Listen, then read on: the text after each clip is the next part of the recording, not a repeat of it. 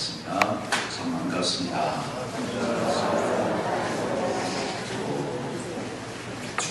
설이니까 새해 복 많이 받으십시오.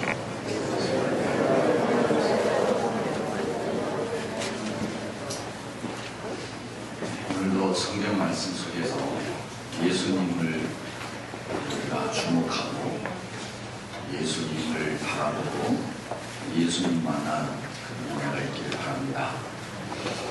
우리 힘으로는 우리 인생을 다 살아갈 수 없고 예수님을 바라봐야만 모든 인생의 과정을 승리하고 주님 앞에 설 수 있을 것을 믿습니다. 오늘 요한복음 21장 보면 예수님께서 제자들을 찾아가셔서 제자들에게 힘을 주시고 사명을 주시고 제자들에게 함께 하신 그런 내용입니다. 오늘 제목이 격려 희망의 불씨를 되살린다 그런 내용입니다. 세계적인 소프라노 가수가 해외 순회 공연을 마치고 귀국하여서 장미를 열기로 하였습니다. 많은 팬들은 그의 극유 환영을 반가워하면서 소문으로만 듣던 그의 목소리를 듣기 위해 극장으로 몰려들었습니다. 그런데 막상 공연을 알리는 벨이 울리자 사회자가 사색에서 뛰어나왔습니다. 마이크를 잡은 사회자는 당황한 목소리로 객석을 향해 이렇게 말했습니다.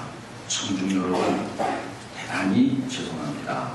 여러분이 기다리는 성악가가 비행기가 연착되어 좀 늦을 것 같습니다. 그래서 잠시 우리나라에서 촉망받는 신인 성악가 한 분이 나와 노래를 들려드리겠습니다. 정말 죄송합니다. 너그러이 양해해 주시기 바랍니다. 이렇게 멘트가 나왔습니다. 청중들이 많이 실망을 하게 됐습니다. 거대하던 성악가가 어쩌면 아주 못 올지도 모른다는 생각에 장례는 아쉬움과 배신감으로 꽁꽁 얼어붙었습니다. 잠시 후 사회자가 소개한 신인 성악가가 무대에 나타났습니다. 그는 예의 바르게 인사했지만 청중은 번체만체했습니다. 이렇듯 냉랭한 분위기에서도 신인 성악가는 최선을 다해 노래를 불렀죠. 그러나 노래가 끝난 후에도 박수를 치는 사람은 아무도 없었습니다. 그때 갑자기 극장의 2층 출구에서 한 아이가 큰 소리로 외쳤습니다. 아빠! 정말 최고였어요. 이 소리를 들은 신인 성악가는 희미한 미소를 지으며 그 아이를 바라보았죠. 조명에 비친 그의 눈에는 그렁그렁 눈물이 고여 있었습니다. 몇 초가 지났을까요? 얼음처럼 차갑던 청중의 얼굴에 따뜻한 미소가 번지기 시작했습니다. 그들은 자신도 모르게 하나둘 자리에서 일어섰습니다. 그리고 곧 우레와 같은 박수갈채가 오랫동안 극장 안에 울려 퍼졌습니다. 이 신인 성악가는 바로 훗날 세계적인 성악가가 된 루치아노 파바로티였습니다. 어린아이의 아들의 격려가 그의 인생을 바꾼 것입니다. 인생을 살다 보면 뜻대로 되지 않아 의기소침해질 때가 있습니다. 이럴 때 가장 소중한 도움은 깊은 사랑에서 우러나오는 격려입니다. 유명한 여성 성악가의 엄청난 화려한 공연을 기대했던 청중들은 낯선 신인에 대해 관심을 가져주지 않았고 오히려 더 힘든 상황으로 만들었지만 아빠를 사랑하는 어린아이의 한마디는 아빠에게 힘을 주었죠. 자, 여러분, 격려는 사람의 암울한 정신에 깊은 용기를 던져주고 오랜 세월 흔들리는 마음을 다 잡아주는 기둥이 됩니다. 파바로티가 아들의 격려로 힘을 얻은 것처럼 참다운 격려는 영혼의 오아시스 같은 것이죠. 사막과 같은 자들 속에서 헤매고 있는 누군가에게 따뜻한 격려 한마디가 새로운 희망이 될 수 있다는 것입니다. 미국의 디트로이트는 자동차의 도시로 유명합니다. 디트로이트시에 있는 전등 회사에서 근무하는 한 전문 기사가 있었습니다. 그 사람은 하루에 10시간씩을 자기 직장에서 일했죠. 그는 매우 가난했지만 성실한 청년이었습니다. 그의 아버지는 농부였습니다. 그는 하루 10시간씩 고된 일을 하고 집으로 돌아와서는 낡은 창고에 틀어박혀서 밤을 새워가며 뭔가 또 연구에 몰두했습니다. 집 뒷뜰의 작은 창고가 그의 연구실이었습니다. 그 창고는 온갖 종류의 부품들과 기름 냄새로 꽉 차 있었습니다. 농부인 그의 아버지는 아들을 아주 못마땅하게 여겨서 몇 번이나 그 창고를 허루버리겠다고 얼음장을 놓기도 하였습니다. 동네 사람들도 젊은 기사가 쓸데없는 일로 허송세월을 보내고 있다고 조롱하기도 하였습니다. 그러나 이 청년은 실망하지 않고 이 젊은 사람은 실망하지 않고 계속 밤을 새우며 연구를 했죠. 자신을 믿어주는 단 한 사람이 있었기 때문입니다. 그 사람 바로 다름이 아닌 자기 아내였습니다. 그 아내는 남편의 일을 믿고 끝까지 격려를 아끼지 않았죠. 이렇게 말했습니다. 당신은 꼭 성공할 거예요. 난 믿어요. 언젠가는 당신의 꿈을 이룰 거예요. 당신이 가는 곳이라면 어디든 함께 갈 거예요. 이 아내는 늦은 밤 연구에 몰두하고 있는 남편 곁에서 말없이 석유 등불을 비춰주었습니다. 추운 겨울밤에는 꽁꽁 얼어붙은 손을 호호 불어가면서 남편의 일을 도왔죠. 그렇게 3년이라는 세월이 흘렀습니다.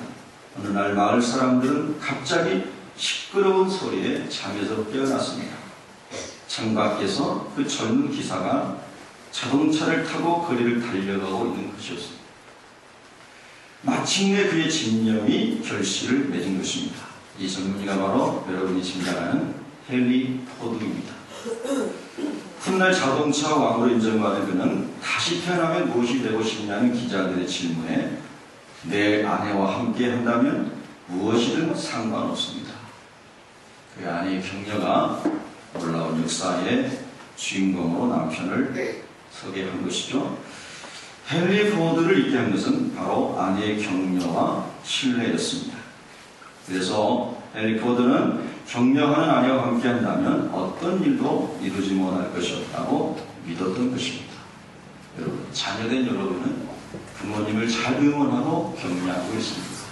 아내된 여러분은 남편을 잘 격려하고 응원하고 있습니까?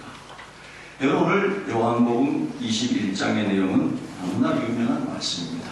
예수님은 누가복음 6장 12절 이하에 보면 밤을 새워 기도하시면서 예수님을 따르는 많은 제자들 중에서 특별히 12명의 사도를 선택합니다. 그리고 그들이 어느 길을 가야 하는지를 잘 가르쳐 줍니다. 예수님에게 있었던 모든 것들을 다 전수하죠. 그러나 제자들은 예수님을 배반하고 떠나갑니다. 특별히 베드로는 그 중에서도 아주 심각하게 예수님을 등진 채 떠나가는 것을 성경이 기록하고 있습니다. 예수님 부활하신 이후에 제자들에게 몇 번을 찾아갔는데 오늘 본문은 세 번째 예수님이 제자들을 찾아오시는 장면입니다. 오늘 본문의 그 앞부분에 보면 2절에 보면 7명의 사람이 고기를 잡으러 간다고 기록이 되어 있습니다. 여러분 2절에 보면 시몬 베드로, 디두모라 하는 토마, 갈릴리 가나 사람 나다나엘, 세베네 두 아들 야고보와 요한, 그리고 또 다른 제자 둘, 하여 7명이 같이 갈릴리 가서 고기를 잡는 것입니다. 밤을 새도록 고기를 잡는데 한 마리도 잡지 못한 것으로 기록이 되어 있습니다. 자, 여러분, 이 제자들은 예수님의 말씀을 기억하고 예수님의 말씀에 순종하여 살아가는 사람들이었다기보다는 베드로가 앞장서서 나는 물고기 잡으러 가노라 하고 3절에 얘기할 때에 우리도 함께 가겠다 하면서 7명이 다 사명을 버리고 자기를 가고 싶은 대로 옛 사람의 길로 가버렸습니다. 이유야 많았겠죠. 변명할 것도 많았겠죠. 우리가 살아가다 보면 그렇지 않습니까? 뭔가 실패했을 때, 뭔가 잘 안 될 때 얼마나 변명도 많고 이유도 많고 그렇지 않습니까? 이 제자들도 그렇지 않겠습니까? 그래서 다 그렇게 갔습니다. 근데 나름대로 7명이 밤새도록 고기를 잡으면 많이 잡을 줄 알았는데 하나도 잡히지 않았습니다. 네. 여러분, 이럴 때 우리 사람의 마음을 가지고 있는 사람들은 그렇게 생각을 할 수가 있습니다. 거 봐라, 내가 하라는 대로 안 하더니 잘 됐다. 예수님이 그렇게 말씀하지 않으셨죠? 우리 사람들은 그렇게 말할 수 있습니다. 보세요, 당신 여보, 자녀에게도 누구에게도 내가 그렇게 말했잖아요. 그러니까 이렇게 됐죠. 잘 됐어요. 내 말 안 되니까 그걸 안 거예요. 나를 떠나서 잘 되는 거 보세요. 반드시 망할 거예요. 이런 악담도 사람들은 할 수도 있습니다. 그렇지 않습니까? 근데 예수님을 바라보면 예수님은 전혀 그런 분이 아니시라는 겁니다. 예수님은 심각하게 예수님을 배반하고 떠난 제자들이지만 또 찾아가시고 또 찾아가시고 또 찾아가셔서 그 사람들이 끝까지 주님이 맡기신 일들을 감당해내기를 원하십니다. 참 굉장한 분이죠. 여러분, 우리가 예수 믿는다는 것은 죄를 예수님의 보혈로 죄 용서받고 구원받는다는 것도 있지만 구원 이후에 우리 삶은 계속해서 믿음의 주요 우리를 온전케 하시는 예수님을 바라보면서 예수님을 닮아가는 것, 즉 성결하고 성화되어서 주님처럼 살아가는 것 아니겠습니까? 그렇죠? 그렇다면 우리가 사랑과의 인생의 여정에서 만남과 많은 모든 삶 속에서 이 주님의 모습을 닮아야 되겠죠. 그러나 여러분, 마귀가 그런 생각을 줍니까? 그렇지 않습니다. 마귀는 자꾸 사람이 원하는 쪽으로 자기 중심적으로 생각을 하게 해서 베드로와 그 7명처럼 그냥 그렇게 가버리게 하는 것입니다. 그러나 예수님은 또 찾아오셔서 그들을 격려하시고 위로하시고 내 양을 맡긴다, 내 양을 먹여라, 내 양을 쳐라, 이렇게 말씀하십니다. 이것이 예수님의 마음이고 이것이 예수님이 우리에게 또 주시고자 하시는 마음인 것이죠. 여러분, 그래서 여러분 오늘 본문에 보면 한 말도 잡지 못했는데 예수님께서 나타나셔서 아직 제자들은 그분이 누군지 모르죠? 6절에 보면 이렇게 말씀합니다. 그물을 배 오른편에 던지라. 여러분, 아까도 말씀드렸습니다. 당신 보세요. 나 배반하고 떠나더니 잘 됐어요. 다른 사람한테 가가지고 그 어떤 사람 말이야, 나 배반하고 가더니 사업이 망해서 잘 된 거야. 하나님이 심판하신 거야. 여러분, 혹 그런 그리스도인이 없기를 바랍니다. 여러분, 그런 마음을 갖지 않기를 주님의 이름으로 축복합니다. 네, 언제나 끝까지 사람을 사랑하고 축복할 수 있는 사람이 되시기를 바랍니다. 예수님은 어디를 가든지 평안을 빌어라. 그 사람이 평안을 받을 만한 자격이 되면 그 사람의 집에 평강이 말 것이고, 그런 자격이 없으면 그 평강의 복이 너에게로 올 것이다. 할렐루야. 그리고 예수 믿는 사람은 계속해서 평안을 빌고 축복해서 손해볼 게 없다는 거예요. 계속 여러분은 평강을 비시고 축복하며 살아가시길 바랍니다. 그러니까 예수님이 이 제자들이 그렇게 갔는데도 불구하고 예수님이 오른편에다가 그물을 내려라, 그렇게 말씀하신, 즉 고기를 많이 잡을 수 있도록 주님이 축복해 주신다는 것이죠. 여러분, 이 말씀은 누가복음 5장인가요? 보면 베드로가 예수님 살아신 전에, 부활하시기 전에, 십자가시기 전에 또 고기를 잡을 때에 예수님이 나타나셔서 깊은 데로 가서 그물을 내리라. 기억이 나시죠? 깊은 데로 가서 그물을 내렸는데 그때도 고기가 2배 가득하게 많이 잡혔거든요. 그래서 이분이 아직 새벽 4명의 얼굴이 잘 안 보여가지고 누군지 몰랐는데 오른편에 그물을 내려라. 그러니까 센스가 있었던 사도 요한이 야, 우리 주님이시다 하고 그냥 알아차린 겁니다. 이 요한은 굉장히 아주 스마트했던 것 같아요. 베드로는 좀 무대뽀지만 조금 약간 덜 스마트했던 것 같아요. 그래서 사도 요한이 주님이시다, 우리 주님이시다, 그렇게 알아차렸습니다. 그러니까 베드로는 또 행동대장이잖아요. 행동대장. 그 얘기를 듣자마자 베드로는 겉옷을 걸쳐 입고 물속으로 뛰어들어가지고 예수님께로 갑니다. 야, 제자들도 다 특색이 있습니다. 다 합력하여 선을 이루는 겁니다. 할렐루야. 사도 요한같이 스마트한 사람도 있고요, 베드로같이 행동대장도 있습니다.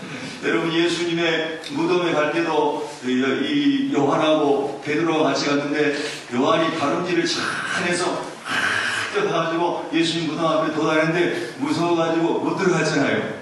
그 베드로가 오리 달리기로 뒤뚱뒤뚱 뛰어와가지고 왔지만은 영감하니까 먼저 들어가가지고. 그렇죠. 예, 거기 그 무덤 안에 참 재미있는 에피소드가 있습니다. 여러분, 예수님 부활하신 다음에 무덤 안에 수의와 회의했던 것들이 어떻게 되셨어요? 객혀 있었어요? 흩어져 있었어요?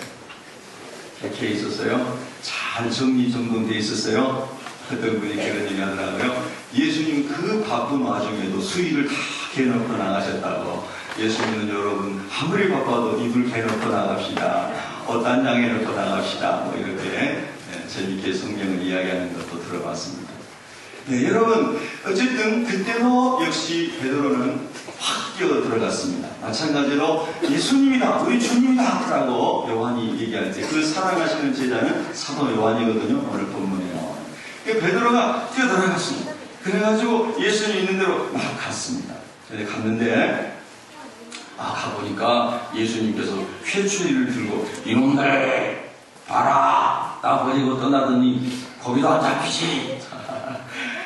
여러분, 엄마 아빠가 화가 나면 자제들한테 이놈 봐라, 너 부모님 말 안 듣고 그렇게 막 하더니 네 꼴이 그렇게 되지, 이렇게 하지 마시기 바랍니다. 하나님 안에서 명절에 자녀들 가족들 만나면 절대로 축복하시고 격려하시기를 축원합니다. 아멘. 예수님같이 격려하시고 축복하면 하나님의 은혜가 임하게 될 줄로 믿습니다. 그 예수님 보니까 거기에 숯불을 펴놓으시고 생선을 놓았는데, 예수님 벌써 생선을 잡으셨나봐요. 제자들은 7명이나 금을 가지고 배 가지고 나갈 때 밤새도록 한 마리도 못 잡았었는데, 예수님이 축복하시기 전까지는 예수님은 이미 생선 다 잡으셔가지고 생선 굽고 계시는 거예요. 예수님 곁에만 있으면 하나님이 공급해 주실 것을 믿습니다. 예수님만 따라가면 영적으로나 또 우리의 세상 삶으로나 먹을 것, 입을 것, 마실 것 걱정하지 않고 살 수 있도록 예수님이 지혜도 주시고 때마다 일마다 은혜도 주시고 여러분의 삶 속에 긍휼을 베풀어 주시는 것을 믿으시기 바랍니다. 그러니까 예수님은 이미 생선 잡으셔서, 예수님은 목수시잖아요. 그런데 예수님은 하나님이시거든요.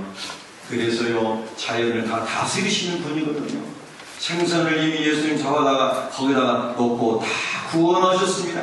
떡도 거기다가 아주, 여러분, 가래떡 구워 먹으면 얼마나 맛있습니까? 적세에다가 구워가지고 먹으면 맛있죠?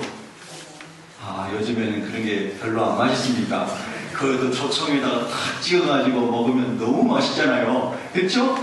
예수님이 생선도 다 구워놓으시고 떡도 구워놓으시고, 그리고 숯불 불을 켜가지고 따뜻하게 놓고, 그리고 제자들이 오기를 기다리고 계시는 거예요. 저는 이 본문을 보면서요, 참 많은 생각을 합니다. 주님, 제가 참 세상을 살아가면서 이런 주님의 마음을 넉넉하게 가지고 살았으면 좋겠습니다. 이런 주님의 마음을 가지고 살았으면 좋겠습니다. 주님을 따라가고 주님을 바라본다는 게 그런 게 아니겠습니까? 여러분, 그래서 예수님께서 그렇게 다 채워놓으시고요, 제자들이 오니까 제자들에게 이제 또 이렇게 말합니다. 10절에 보면은, 여러분 10절을 한번 보실까요? 10절 시작. 예수께서 이르시되 지금 잡은 생선을 좀 가져오라 하시니. 아멘.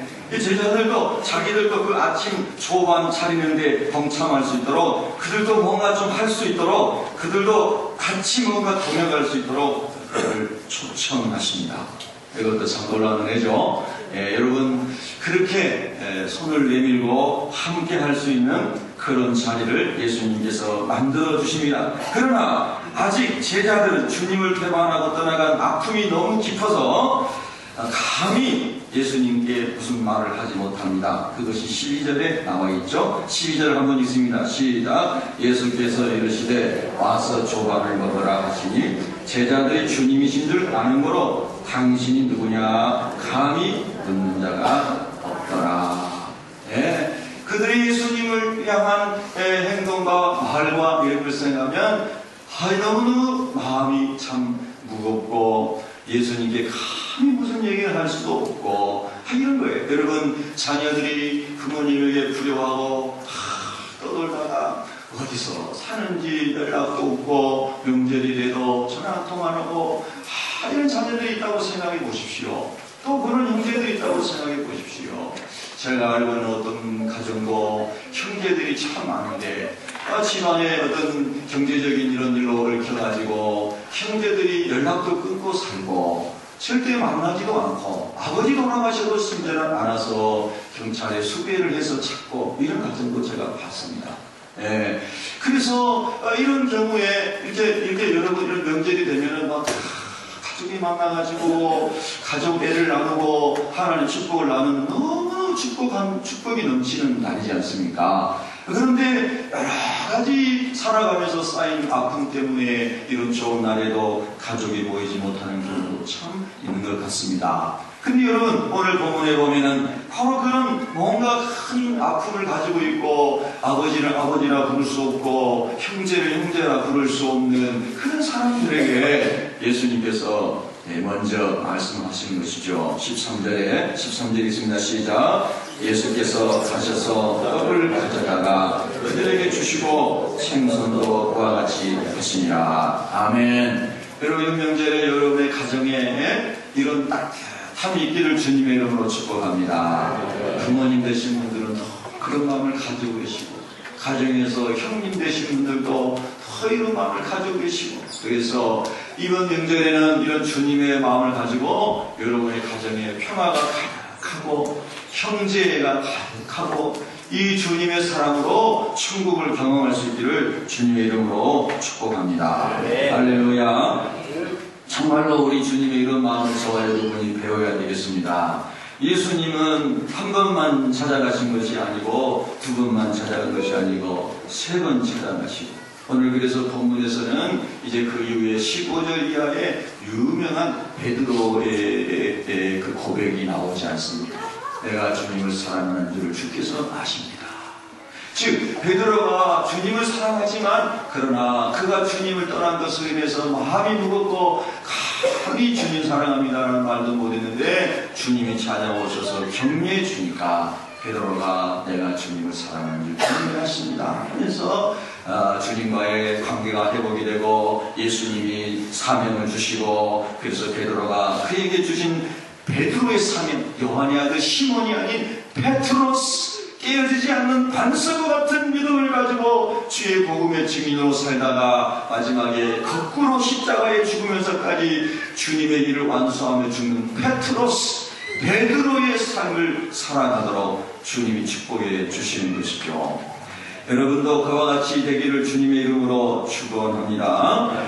여러분, 예수님은 베드로의 실패의 이력, 다른 제자들의 실패의 이력, 그 다음에 너희는 왜 이렇게 믿음이 작았느냐 이런 것에 관심을 갖기보다는 즉 과거의 베드로와 또 제자들의 삶에 관심을 갖기보다는 앞으로 베드로나 그리고 예수님의 제자들이 복음을 위해 펼칠 사역을 바라보면서 믿음으로 격려하셨던 겁니다. 여러분, 저는 뭐 이렇게 뉴스들, 인터넷 뉴스들 보면은 이렇게 명절에 보면 또 자녀들 중에 어떤 자녀들이 이런 자녀들은 가정모임에 안 가려고 하고 또 이런 형편 있는 사람들은 안 가려고 하고 이런 기사들이 있지 않습니까? 사실은 세상에서 좀 성공했든 그렇지 못했든 어쨌든 간에 그런 것을 다 초월하여 만날 수 있는 게 가족 아니겠습니까? 아멘. 그런 걸 다 초월해서 만나서 사랑을 나누는 것이 가족 아니겠습니까, 여러분? 예. 그래서 이 과거가 아닌 미래적 그의 비전을 바라보고 믿음으로 격려하시고 축복하시는 그 주님의 마음이 가정마다 가득하다면 그 가정이 참 하나님 안에서 축복의 가정이 될 줄로 믿습니다. 여러분 주변을 가정을 돌아보십시오. 넘어진 아이 있습니다. 실수한 친구 있습니다. 낙담한 배우자 있습니다. 이런 사람들을 일으켜 세워주려면 책망하지 말고 격려하시기를 바랍니다.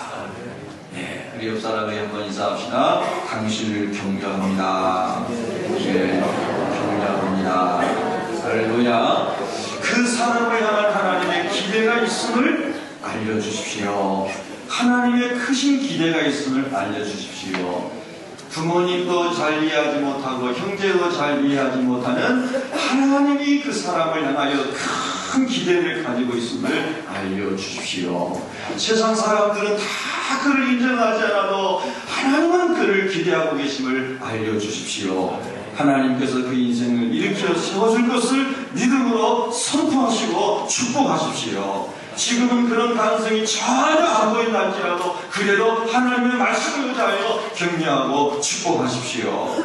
그러면 그 사람의 자존감이 회복되어지고 그리고 하나님으로부터는 힘을 얻어서 승리하는 사람이 될 줄로 믿습니다. 아멘. 여러분이 잘 아시는 이야기지만 다시 한번 제가 오늘은 예화를 몇 개를 들지 않습니까? 여러분 다 아시는 말씀이죠. 그러나 한 번 더 상기시켜 드리는 겁니다.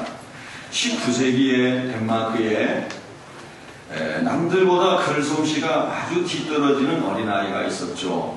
11살이 돼도 글을 빈번하게 쓰기도 변변치 쓰지 못하는 그런 사람이었어요.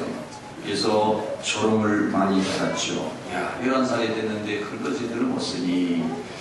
동네 사람들도 그를 별로 좋아하지 않았죠.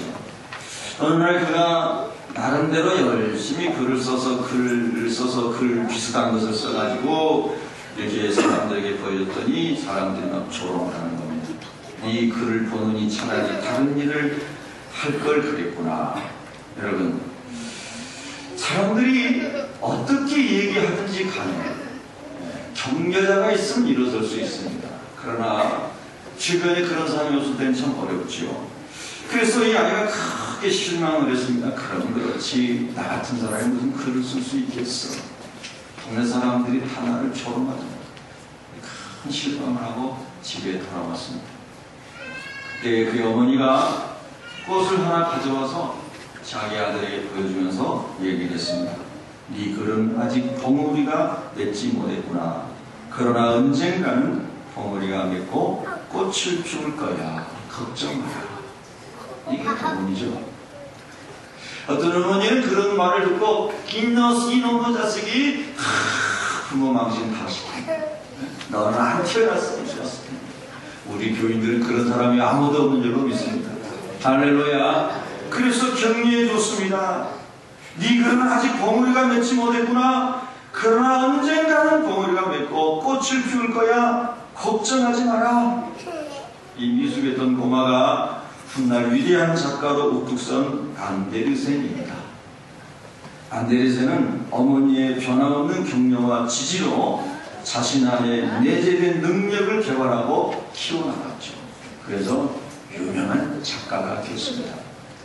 여러분, 우리 어린아이들이 안데르센 동화집 안 읽어본 사람 없잖아요. 네. 세계적인 작가가 되었죠.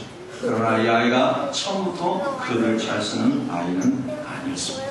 여러분, 격려하면 세상이 밝아지죠. 그것이 주님이 세상을 보는 관점입니다. 여러분, 예수 믿는 사람 주님의 관점으로 세상을 보아야 될 줄로 믿습니다. 저는 이번에도 우리 대통령 당선자께서 국무총리 또 뭐 이렇게 유명하면서 또 사람들이 말도 많고 저저고 해서 벌써 투표했더니 48%로 지지율이 떨어지고, 여러분 우리나라 사람들은요 참 냄비 근성이 너무 많습니다. 예. 좀 끝까지 지지해주고 격려해주면 좋잖아요. 예.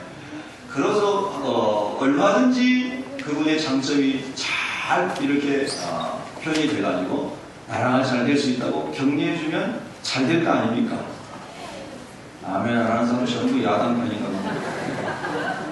저는 야당도 아니고 여당도 아니고 예배당도 합니다. 예배당. 하나님 파예요. 예. 여러분 격려해주면 좋잖아요. 예. 그렇잖아요. 여러분 대통령 가를